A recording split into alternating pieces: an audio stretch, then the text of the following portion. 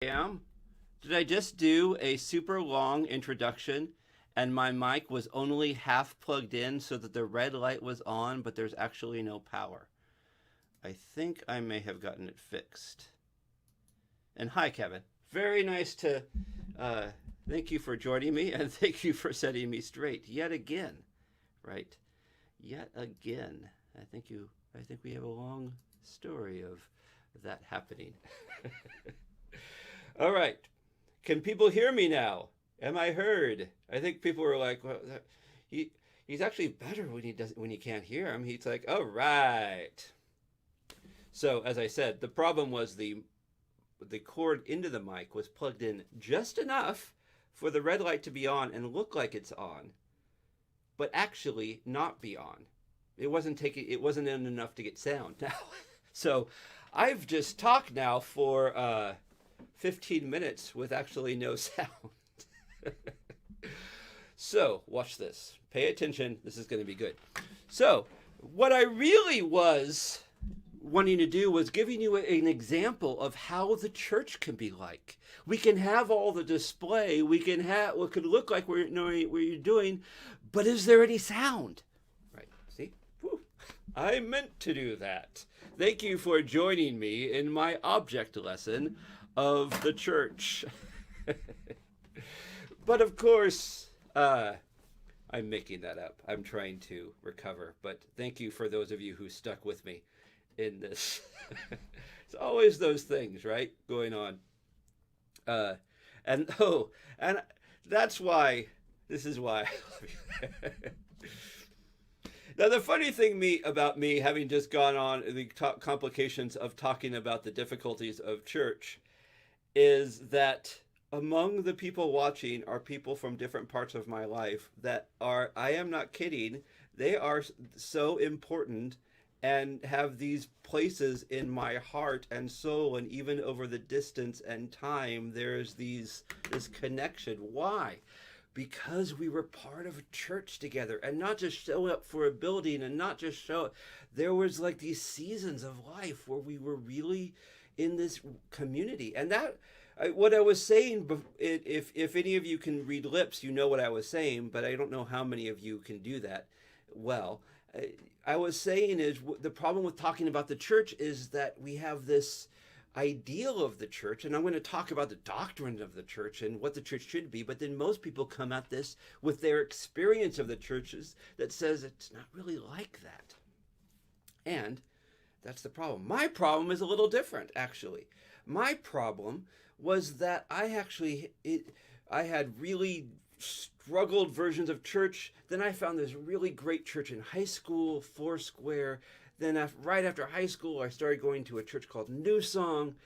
And at New Song, I think I was 16 or 17 when I started going. I think 17. And the problem with having a really amazing experience when you're young is you don't, one, realize that it's how amazing and unique it is, and two, when the rest of your time isn't quite like that, you're wondering what happened. What did I do wrong? And this is my experience.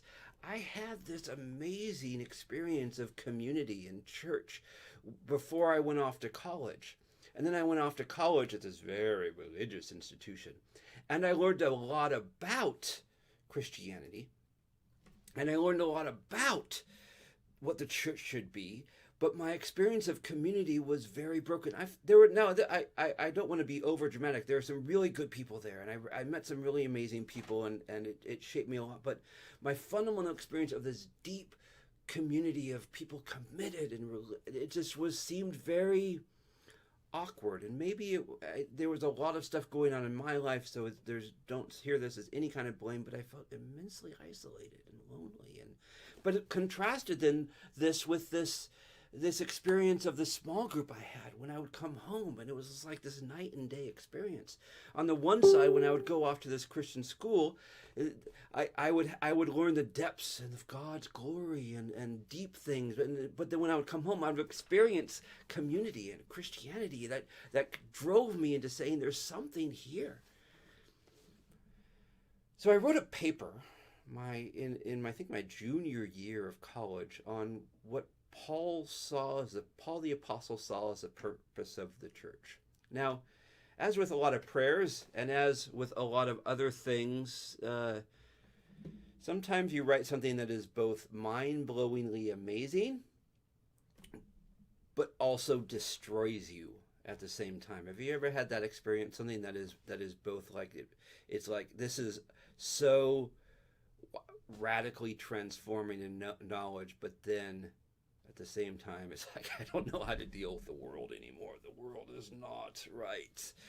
And this was my experience of writing that paper, because in writing that I was introduced myself. That was arrogant. I was introduced to some deeper study and purpose, and a lot of the things this is the funny thing. I go back to those New Song experiences, and now 20 years later or so, part of my actual still wrestling in theology and church work is reflecting on what was going on then. Everyone was doing it instinctively. Everyone had this passion. It was really this work of the Spirit. But what was going on then that we could actually say this is a doctrine of what the church should be like? And that paper started setting me on the right path, but then I kept encountering problems. I kept encountering the reality that so much discussions about the church weren't leading people to that direction. And I had those own experiences in my life. I had, to this day, some of the best experiences of small groups and local community that I've ever had. And I've had some good groups since then. I've had groups that were good people, but the group itself wasn't exactly that great. But more often than not, the small groups have just been like these lackluster performance kind of show up. Everyone says this is what we're supposed to do. And I'm still trying to get back to that place. Maybe it was a cycle of life. But so ever since then, I've really made it my specialty, yes, my academic specialty, to say, what is the doctrine of the church? I've even published books, expensive, well-regarded books on the church. My dissertation, PhD in systematic theology, is on transformative church, which isn't to say that I'm coming in now, listen to me, the expert. It's me saying, if you've been wrestling with this stuff and all the things I'm going to talk about as we go forward, I'm going to spend at least a few weeks on this. You're like, well, I don't know. Know that I'm there with you. I have poured my life into being as brutally honest as I can about the very questions that most people come to this. And if I'm sitting here now, it's not because I haven't asked the questions. It's because I have been doggedly persistent in asking and digging and pursuing the questions, so that now it's actually my job to teach leaders of churches and other organizations, because I see it as part of my heart and calling to speak back into a community of people that can be so amazingly transformative. As Kevin here was part of this work in my life. Others are now. They were this expression of God's work, and yet on the counter side can be this draining, maddening, infuriating, or simply depressing experience. I've had experiences of church where I come out and say, the world is difficult, but life is good, and I see a way forward. I see a path in front of me down a steep cliff and back up again. But I've also had experiences of churches where I show up 5 minutes in and I'm so mad I can't hardly sit still. I have these stories of people of church. I'm an expert in church history too, and I can tell you story after story of here's where the church was on the right path and then took a sharp left. Well, what's to the left of me? Am I doing this right, or is it to the right of me? I don't know quite what everyone's seeing. Not towards the cliffside, off the cliff. And what happens? It crashes. It dies. The church has these stories. So what I'm going to talk about here is full of both hope and a little idealism. Part of my journey has been recovering a sense of idealism, which isn't naive. It's actually a way of saying this is who we can be. Just as, if you're talking to someone who you really believe in, but they've made some bad mistakes in your life, you're like, I know you. I know you could do better. I know there's something here. Well, this is the thing I'm going to be talking about. Not because I'm trying to say the church is this magical place where if you just attend, it's all right. No, it's full of people, and people are problems. But you can see what the world is like anyhow. There has to be a place where we say there's a better way to gather together. There has to be a better way than the methods we see in this country, in this world of people turning against people, whether it's on politics or race or all the rest. We see what happens when people are just giving themselves over to their disruptions and distortions, and it's awful. And the surprising thing isn't that they're doing that. People are the problems. The problem is that we expect more from people. Why do we expect something from people? What evidence do we have that people are anything better than what they're doing? Why do we think that we can get over these problems of racism or sexism? Have you seen human history? Have you driven on a freeway in stop and go traffic? People, yet we all have something in us that says, is there something better? And the church, is my argument, is the place where we sort this out. It's not the place where the perfect people come to do the perfect thing and we all wear our nice hat and our pretty ties and we all drink our, non-alcoholic champagne or what have you. It's the place where we say there's a better way. Christ has shown us this better way. The Spirit has empowered us in this better way. But we need a lab to work it out because the world is telling us a lot of stories. The world is telling us all the emotions we should have. The world is saying, if this happens, do this. And if you're not doing that, then you're a loser. And the church says, don't do that because there's a better way. The church is like I've used the analogy, a lot of people use the analogy of a pastor like a CEO or a pastor like a priest or king. I really like the idea of pastors and our fellow church community being a lot more like a fitness center. A pastor, someone who's like, he knows the exercises. Let's work out together. Let's get in this together. Let's encourage. Sometimes you just need someone to kind of get you up out of bed. Sometimes you need someone just to cheer you on. Sometimes you need someone just to tell you, no, don't lift it like that. You're going to hurt yourself. The church is a place where we can go to experience who we should be. Now the challenge is, a lot of places, and I'm going to be critical here, so don't get me, I'm starting off with a lot of hope by saying I'm also going to be very honest and critical at times too.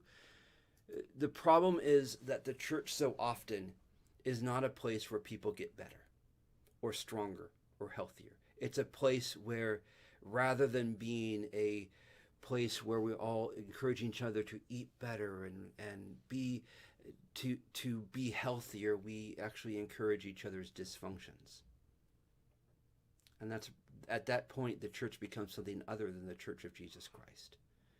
And if that's a condemnation, so be it. I have the Bible on my side. All right. I've gotten a half hour in, and 15 minutes of that was complete silence, and another at least 10 of this has been me on this topic of the church. So, and Amy Oden there on Twitch, don't recover from your idealism. That's why I married you. I needed someone to be an idealist in my lot in life where I'm wrestling. I needed someone to say yes. So we mutually encourage each other's. Here's the key. The key to being an idealist is to be a non-naive idealist. Don't think people are great just because, people are going to turn out better than you expect. They're not. But there's a way. Don't think you're going to get to that bottom of this canyon just by jumping off the side.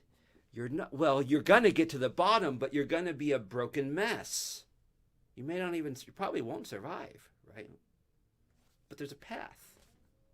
There's a way. What's the way? It's kind of narrow.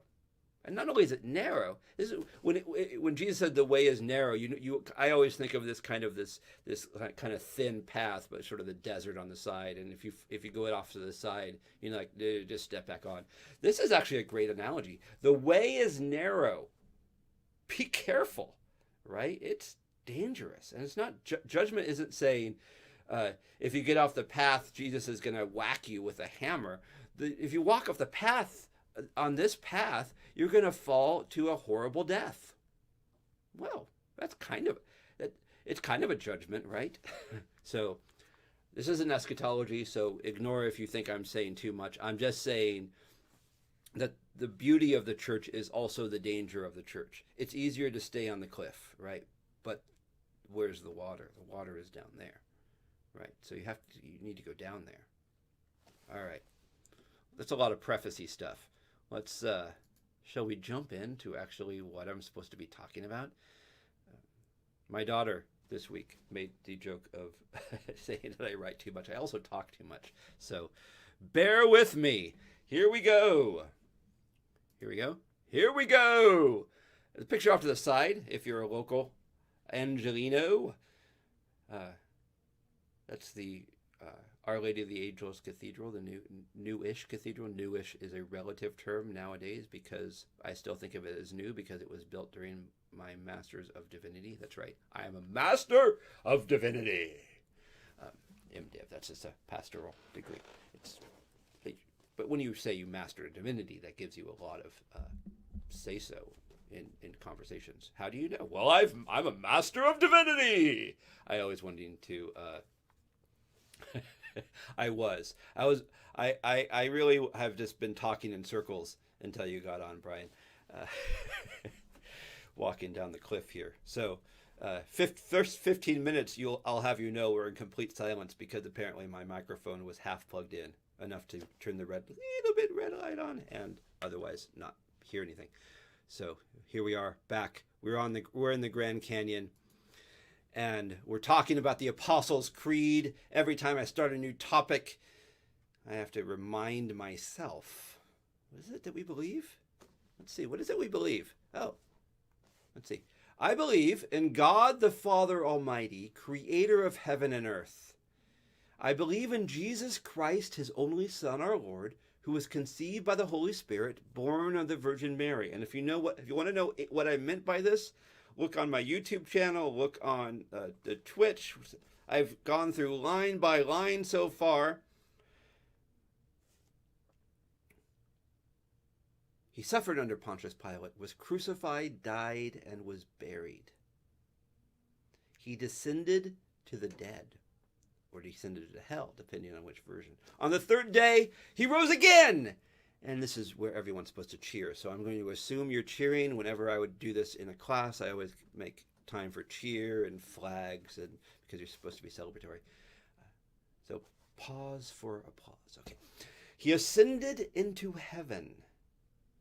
He is seated at the right hand of the Father, and he will come to judge the living and the dead. I believe in the Holy Spirit, the Holy Catholic Church, the communion of saints. What? Wait a second, Patrick. Oh, Patrick.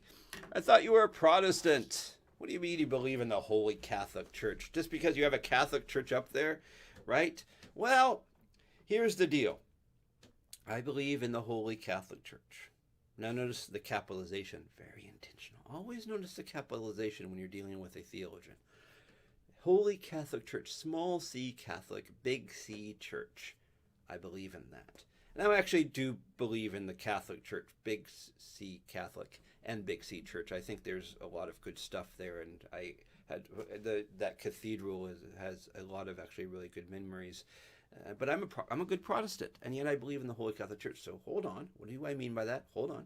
The communion of saints. I love that. That communion of saints one is I've been studying church stuff for 20 years, and that communion of saints thing is just spinning around in my head over and over again, trying to understand what does that actually mean. And 20 years into it, I'm starting to get a sense of it. And 25 or so years in, I'm starting to get this, put some words into it. I can write a whole dissertation on it and yet still be wrestling with not just what does that mean, but what does it mean? What does it mean? And it means so much more than we give it credit for. What does it mean to say, I believe in the Holy Catholic Church, the communion of saints? And I come to you not as someone who doesn't ask questions, but someone whose questions has driven me deeper and farther into being a specialist on the church, and not just a specialist in the church, someone who is active and trying to say, what is it doing? I'm not full-time pastor, but I am ordained. I wrestle with this stuff, and those of you who know me in person know me as someone who I can be silly. Clearly, I'm walking down a Grand Canyon here. But part of that is a coping mechanism, because I actually take this stuff so seriously that it hurts. And I'm not being facetious here. There are few things I take more seriously in life than what I'm talking about here.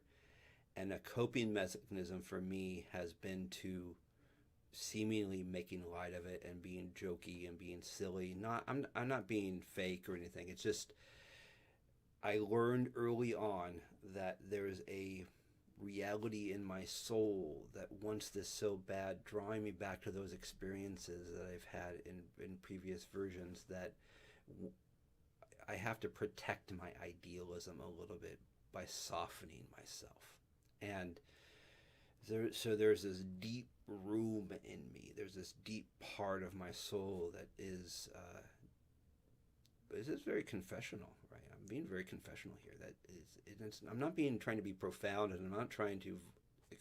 I'm just saying the things I'm talking about here really are. This is really how I've tried to spend my life, trying to sort out what's going on and how we can actually find ways of doing this, and without being naive. And in my current reality, and really my experience throughout life, it's the easiest way to institute a doctrine of the church is through power, through control, through telling people what to do.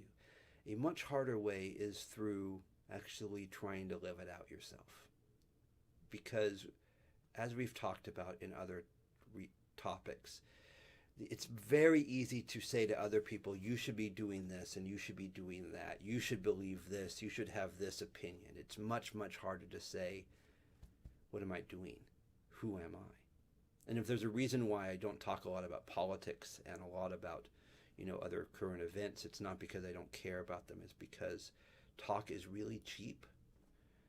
And it's in how I am responding to real people in real situations that really says this is the moment. And my argument is, we'll get into this, by doing that, you start resonating the Spirit's presence among each other, and something can begin. Whew. Okay. Let's dive in. What do I mean by the Holy Catholic Church, the communion of saints? The church. Dearly beloved. The Nicene Creed puts it this way, and this is, so having read the Apostles' Creed, I'm going to turn to the Nicene Creed because I like how they frame it. And if you've ever written or talked for a long time, it's all about finding the right framework. And I believe in one holy Catholic and apostolic church. Boom.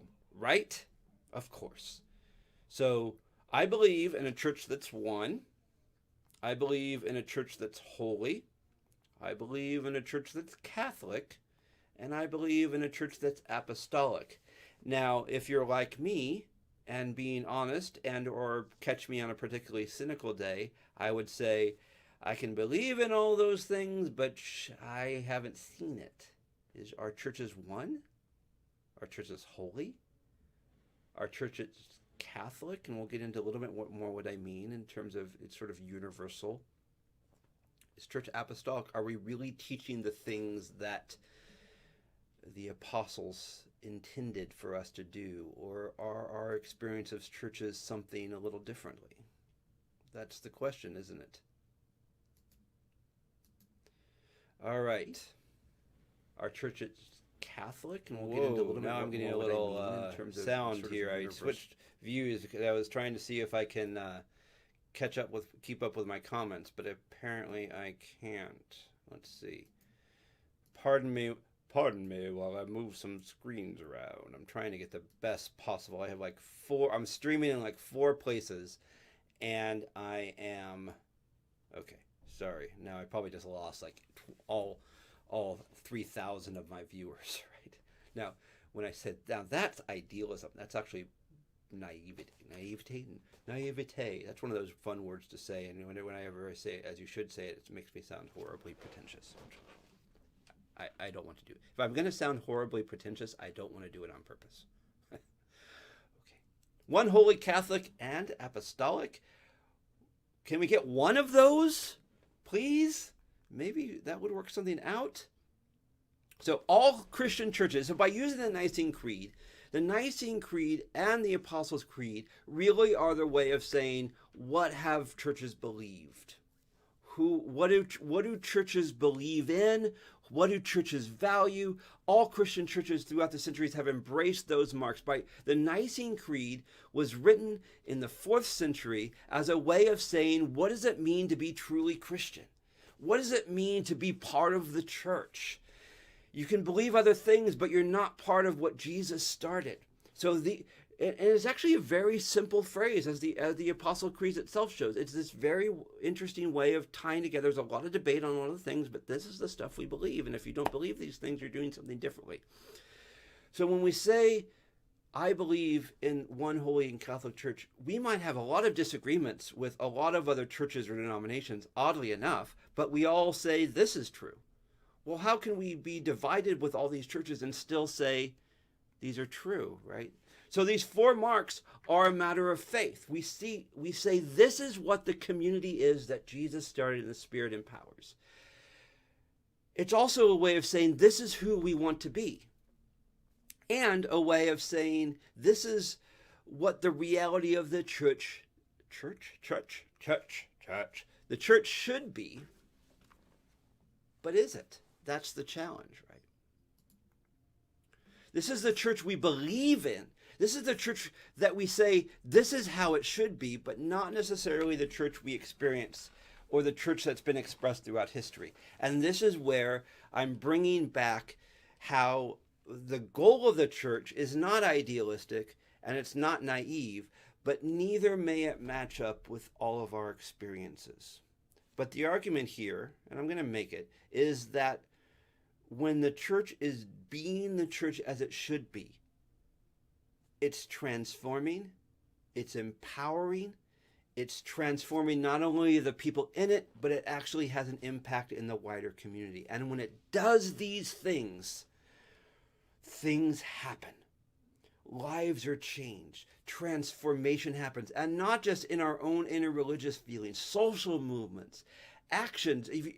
I'm a Wesleyan pastor, and one reason I love being part of this denomination is because John Wesley stood out against slavery in an era when that was actually dangerous for people to do.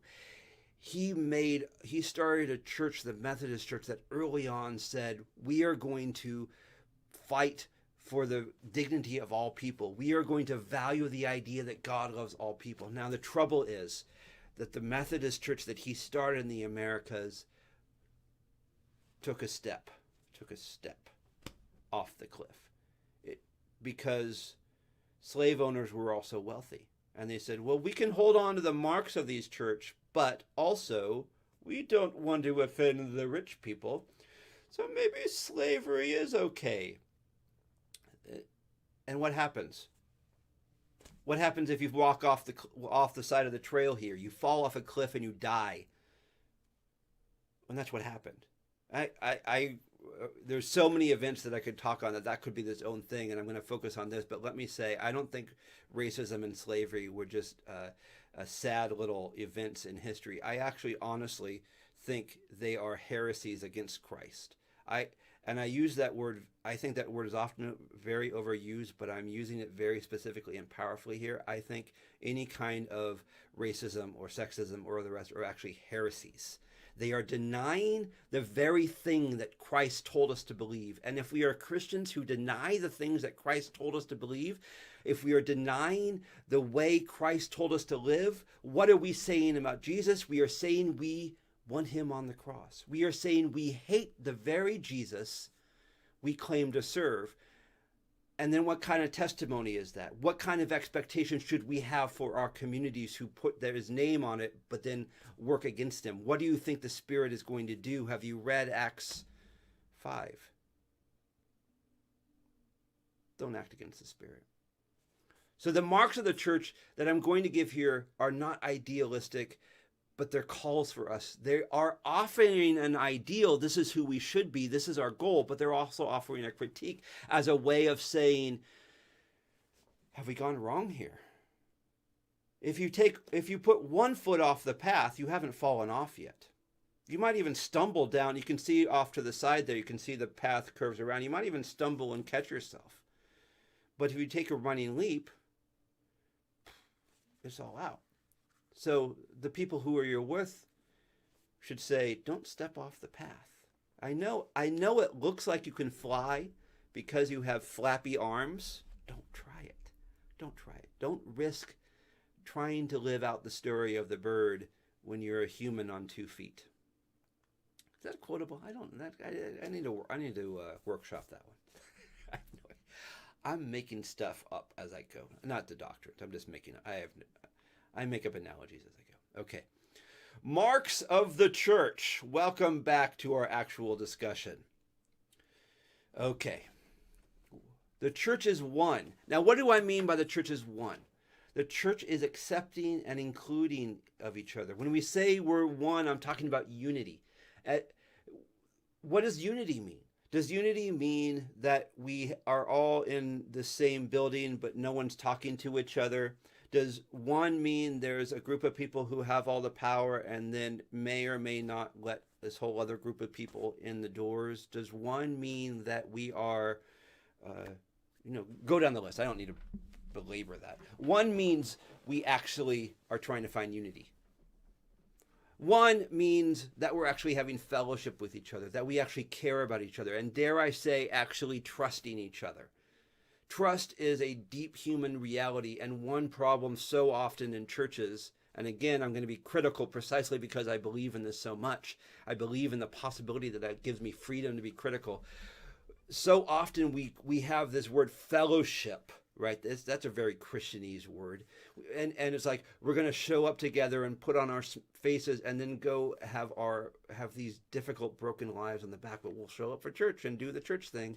Fellowship means we're actually trusting each other with not only our money, not only with our talents, not only with the fact that we can say fancy phrases, but we're actually trusting each other with our brokenness.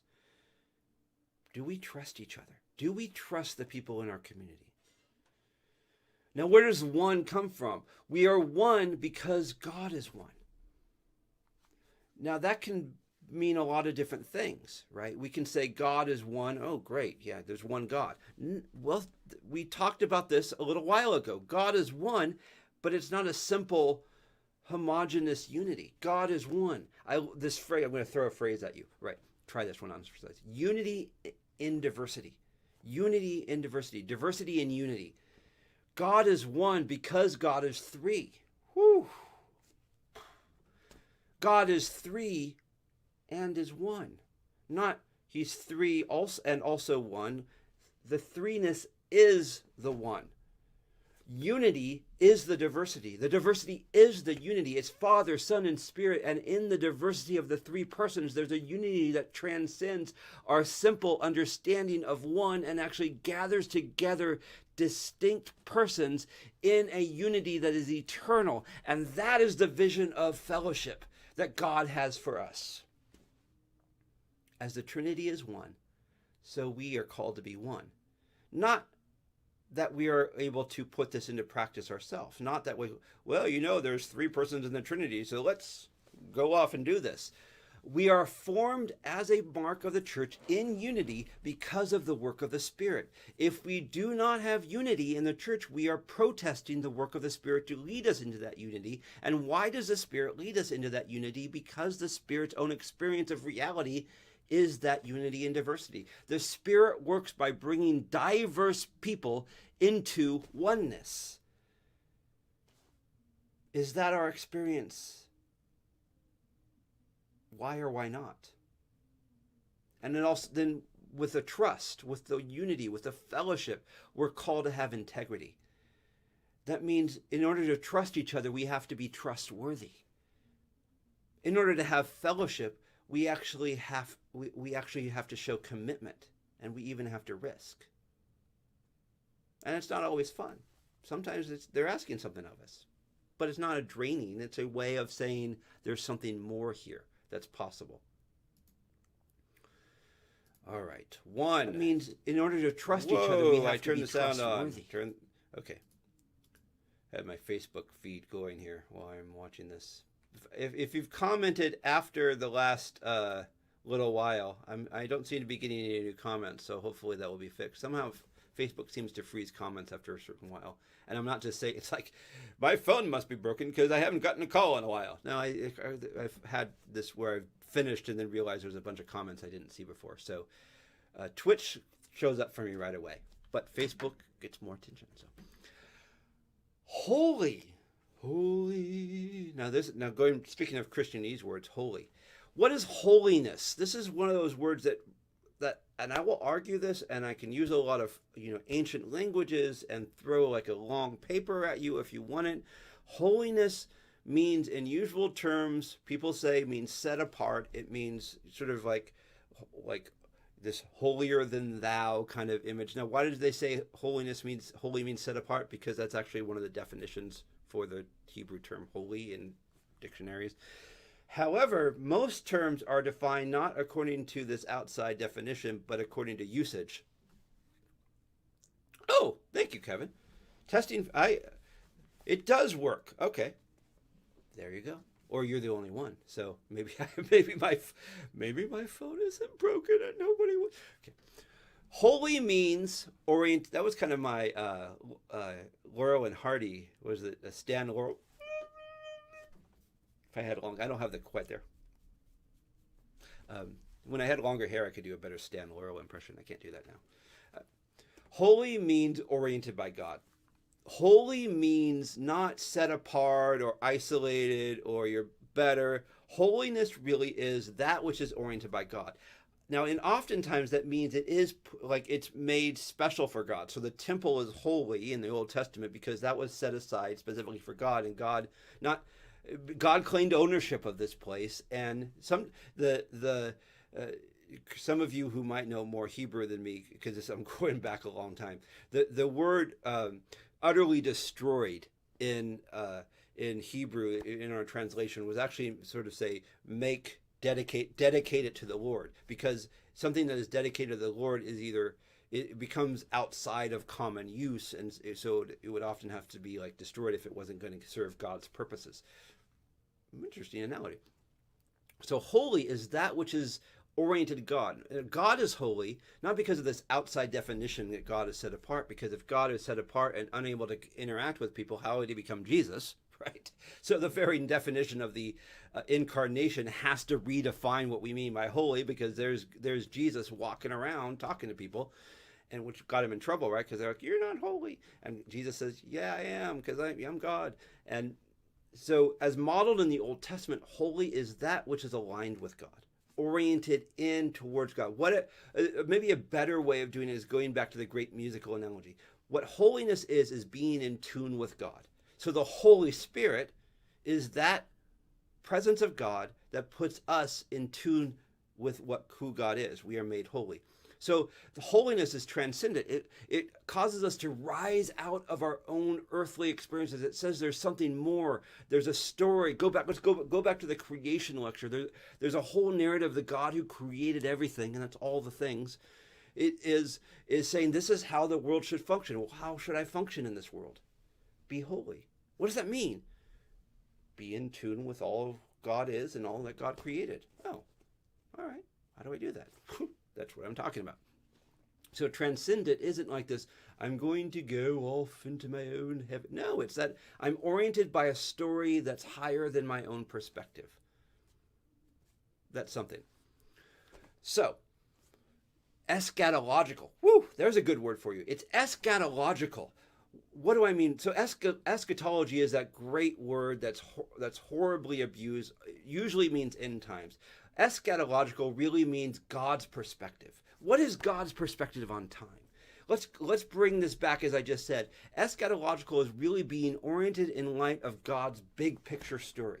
It's not about what's happening there at the end. That's part of it. But really, it's about being oriented in light of God's story, in light of the story that Jesus preached. And that all brings us back to the idea of holiness has integrity with God. So when we say the church is holy, we're not saying it's this isolated, holier than thou, legalistic place that is, just about putting on your fancy smile and your hat, or dressing the part and putting on the show. It's about having integrity with God in a way that aligns us as people and as a community with what God is wanting. Well, what is God wanting? Have you read the news today? You look at the news, you're saying something is wrong with society. This isn't how it should be. Why are we so broken? And why has the church of all people participated and overlooked some of this stuff? It's gone off the side. It hasn't. The church so often forgets its own very definition of being holy and gets caught up in the stories of the world, or gets caught up in the politics, and it stops having integrity with each other. It stops having fellowship with all people. Who did God create? Everything. So who are we supposed to love? Everyone. Well, what about this person? There's no excuses. If you're not following this rule, you're actually protesting the teachings of Jesus. I don't care how many words of Greek you can define. The church's identity, then. What do I mean by that? The church is our way of saying we want to be aligned with God's story, with a community of people who are pursuing the same goal. Now, if you say the church is a building where you go to on Sunday morning and listen to a 45-minute lecture, hour if they go long, and just keep making stuff up as they go, some music, have a donut or two, if you think and you're like, this doesn't fuel my fire, that's one definition of church. If you want to talk as a church about saying we are a people gathered together in a shared pursuit of the mission of God, reminding each other of what it means to have integrity with each other, reminding each other what it means to have integrity with God, and working this out in real living situations precisely because the people who are at church with us are not like us and we may even find irritating, that then becomes this bigger picture story of what everything else that the church is should function towards these goals of being one, of being holy. The Spirit empowers this very work, so why aren't we experiencing it? Because we've gotten off the trail. Okay, that's 1 and 2. Can I do the next 2 in 5 minutes or less? I doubt it, but maybe if I talk fast. Catholic. Now this is the tricky one. Notice the capitalization. Small c. The other ones I did capital letters because it fits in sort of an outline form. You always start a main point with a capital letter. I did specifically a small c here because what I'm saying is when we say we believe a mark of the church is that it's Catholic, I'm not saying, I'm saying that the only church that counts is the Roman Catholic Church, which would be a very odd thing for me to say as a card-carrying Protestant, and I'm not kidding. I actually have a card. The church's mission. What does Catholic mean? Catholic in its broader sense, we don't use this term in a broader sense because it's been so taken by the Roman Catholic Church that we see it. But just like the Eastern Orthodox Church uses the term Orthodox, but there's also the Orthodox term that we mean to say you have right thinking on these topics, you're in line with the right teaching. So too, the Catholic Church took a term that had a much bigger meaning and I don't want to say took it over, but sort of narrowed it a little bit. The word Catholic means universal. It means the church that is everywhere, the church that is all over the place. It's the church that's gathered in unity, but in sort of expansiveness. And in this, we say, when I say the church is Catholic, I'm saying I believe in the church that exists all over the world. When I say I believe in the church, I'm not saying I just believe in my local community of people who gather together, as great as and wonderful as they all are. I'm saying I believe that there's a work of God that has our little unity and diversity community part of a bigger story, so that there are churches going on in all sorts of places. And in fact, just I lead a Zoom chat with my students in classes, and I'm teaching the class on practices of community. And so there's like 6 or 7 people show up, and I'm not exaggerating. They're from all over the world, in Indonesia, Hong Kong, China, Germany, Ghana. Go down the list of these people who are coming from all these different directions, and we're talking about the church. And that's what I mean by saying Catholic. We all have these very different stories. There are people, even on the amount of people who are watching now, we're coming at this with different stories. And what society will tell us, and if you watch the news, it says, go against each other. You're put in opposition to each other. Stake your claim. You need. And when I teach a class, when I talk about this, what I'm saying is there's a wonderful work of God that's happening all over the world. The church isn't European. The church wasn't started in Europe. Yet the European church constricted it and held on to certain teachings. Hello there. I'm sorry, I'm using your video.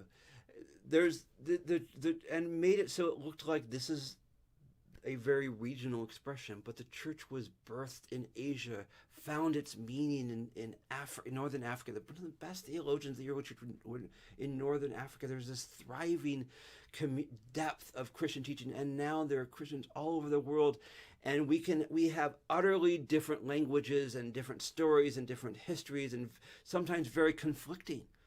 But we share a common discussion in this idea of mission. How is that possible in light of what the world says humans are like? That is amazing. And that's what I believe in. The church as mission is a church that goes places and shows up in all sorts of different communities and histories and creates a kind of unity of purpose and story that gathers together our conflicting histories and says there's a better way. Throughout the world, it's local. So it's not just this big picture church. There's also this church that is, it's not this meta church that then things can attach to. The church is meta because it's local. The church is, my vision of the church exists because of a small group of men and women who met in Covina, California, and Upland and Claremont years and years and years ago. Like gave me this sense of, wow, there's something here. And that expand that out. It's like atoms. What am I made out of? I'm a human, yes, but it can be broken down into very, very small bits. And the church is like that. It's made up of those very small local communities that then transcend the local into becoming this amazing network. So when we talk about the Catholic, we're talking about the breadth of the church. We're talking about the reach of the church, which exists in every country. And we're also called to have integrity with creation, because when we talk about being everywhere in the world is different all over the place. What does it mean to be the church in Indonesia?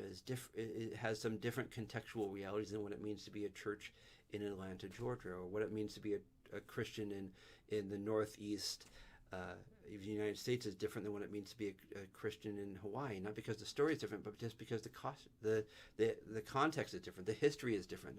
There's all those different things that feed into the questions is different. In Africa and Asia, for instance, what some of the key questions is how do you respond to the very cultural question of ancestors, which is not a Enlightenment European question. It may have been a question in early age Europe, but the Roman Church homogenized the tribal nature of Europe and the contextual nature to make it all very homogenous, and so we lost some of that. But you have these driving questions, and it's not enough to say, here's my questions about Jesus and the church, and let me tell you the questions. Let me tell you the questions that I have answers for, and you can answer these questions, but you can't ask any other questions. That's ludicrous, because Jesus didn't just come for my questions. Jesus came to reach out to all of humanity. So what does it mean to have integrity with creation? In our local sense, what does it mean to be a Christian in Sacramento, California? What does it mean to be a Christian in Southern California? What does it mean to be a Christian in, dare I say, Minneapolis? What does it mean to be a Christian in, Hong Kong right now? Hong Kong is dealing with significant challenges, and there's a thriving Christian community there who are dealing with really severe issues of governmental control and societal upheaval and a calling of Jesus. How do we respond to that? Finally, apostolic, and I'll end with this one. Not end. End, that's such a strong word. I shall end. No, I shall pause until next week with this one. Apostolic. The church is faithful. By saying the church is apostolic, what we're saying is the church is faithful to the teachings that have been passed down to us. Jesus talked to Peter and the disciples. Peter and his disciples and Paul wrote down the things that they were told and taught. And they have this teaching.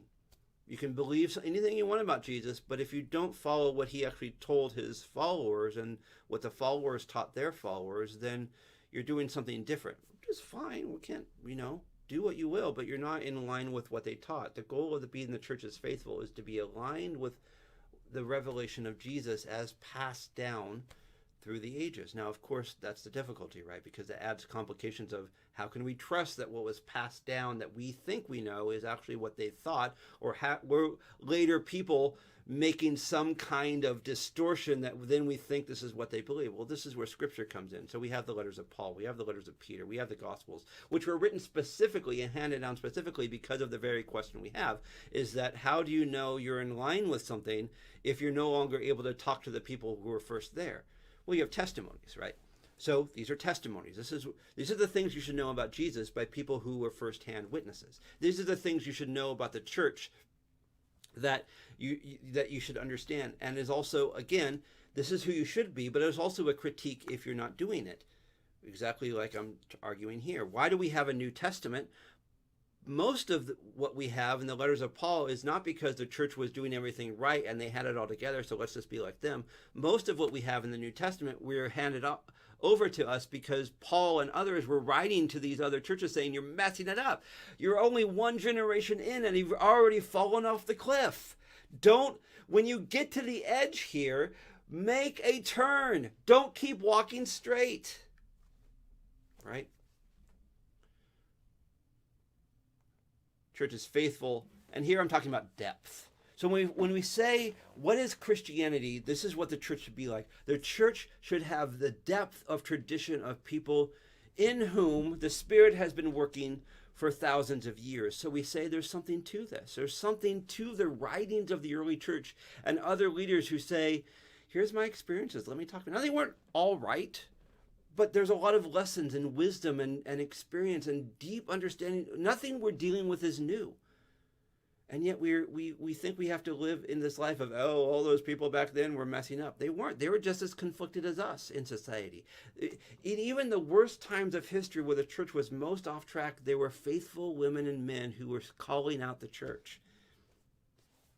We'd be good to listen to them. We have a depth precisely because people have been wrestling this with two things. They've been wrestling with the call of Jesus, and they've also been wrestling with their experience of humanity. And the call of Jesus and the experience of humanity are not aligned. So who are we to be?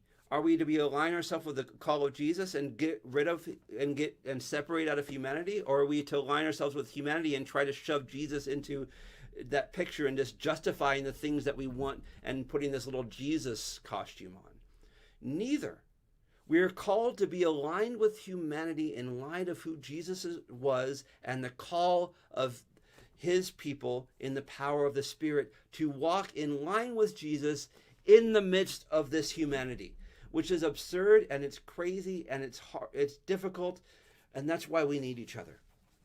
We need each other not just in our local church here, but we also need the communion of saints that transcends time and space.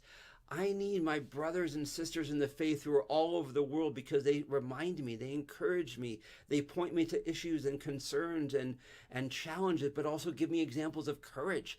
I also need my brothers and sisters from throughout history because there are a lot of them who really know this stuff better than I do and have faced much deeper challenges than I have and kept going in a way that I need to be reminded. So we need that depth. That was what I was missing growing up, the depth of the church. And that's what I discovered in the early church fathers. So we're to have integrity with God's work in history. We're not talking about we're supposed to live in the kitchen. That's right. For those who are just joining me, this is the Grand Canyon. And if you're just joining me, sorry, because we're actually out of time. Join us next week or watch the video. So we're called to have integrity with God's work in history. When we talk about Christianity, and this is the key, it's not this transcendent, ahistorical, This world doesn't matter and the past doesn't matter. That's actually in precise contrast to the very testimony of Scripture. Scripture says God works in history. Scripture said God works in the past, work to the things he's done, and it also says he's going to continue work in its future. Live in the Tension would make a great song, and I wish we had some CDs or something that we could that with that song on it somehow. Amy, you need to work on that. We have a recording studio. Maybe we should quickly write something up. We are called to have integrity with God's work in history that has a past and a present and a future and in time. And not because God is taking us out of this, but because God is living in this tension with us.